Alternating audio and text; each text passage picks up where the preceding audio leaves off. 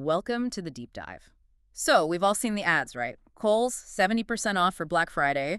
We dug into the source material, and frankly, what we found suggests those savings are actually a masterclass in, well, consumer control. We're going to tear into their pricing and stack it up against Amazon and Walmart. Exactly. Our mission today is to figure this out. Are these deals pure savings for you, the customer? Or is this whole Kohl's Cash thing just a really effective, almost manipulative way to pull you right back into the store? Okay, let's start with the trap itself. The sources call it the loyalty loop. It's a 6-day event, runs November 24th through the 29th, and the hook is strong. Earn $15 for every 50 you spend.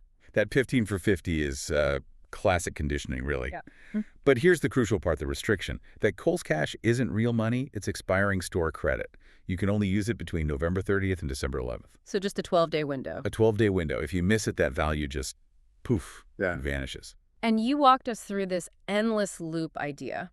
Say I make a pretty typical purchase, maybe $250. I get $75 in credit, which basically forces me to come back and spend at least that much more. Right. And that second trip often just generates more expiring credit. It restarts the whole cycle. It guarantees a return visit, which for any retailer is half the battle. So the loop works psychologically, but what about the actual math? Let's talk dollars. Are the markdowns actually any good compared to, say, Amazon? Well, some of them are. We have to separate the real markdowns from just, competitive matching. Okay, so what's a real one? The 70% off fine jewelry, that's confirmed, a $300 item really does drop to $90. But then you see something like a Ninja appliance at 40% off. Yeah. Our research shows Amazon has the exact same item for the exact same price. Ah, so that's the key difference then, the systems. With Amazon, it's one price, you're done. Kohl's matches the price, but then locks you into their whole credit system. It forces a commitment. But I have to say, if you're disciplined, the math can be incredible. Take the KitchenAid stand mixer.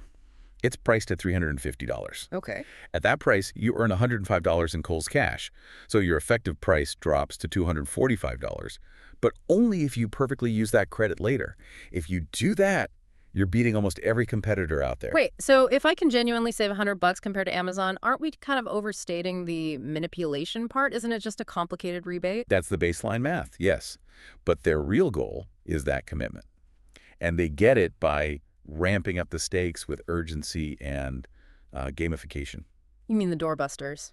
The sources mention things like a Shark vacuum for $135 beats headphones for $100. Those are legitimately good prices. They are, and they're limited quantity. But if the prices are already good, why the limits? Why the rush? Because they want you to act on impulse, not calculation.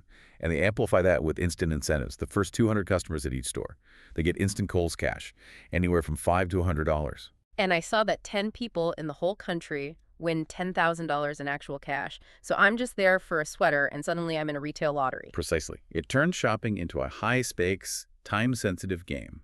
It's designed to override your logical spending brain. So for you listening right now, here's the verdict.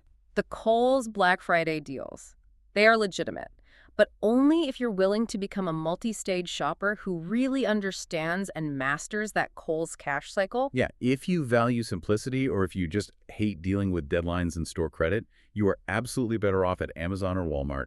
One price and you're done. The simplicity factor wins there, hands down. And if you do decide to jump into that loop, keep this final thought in mind.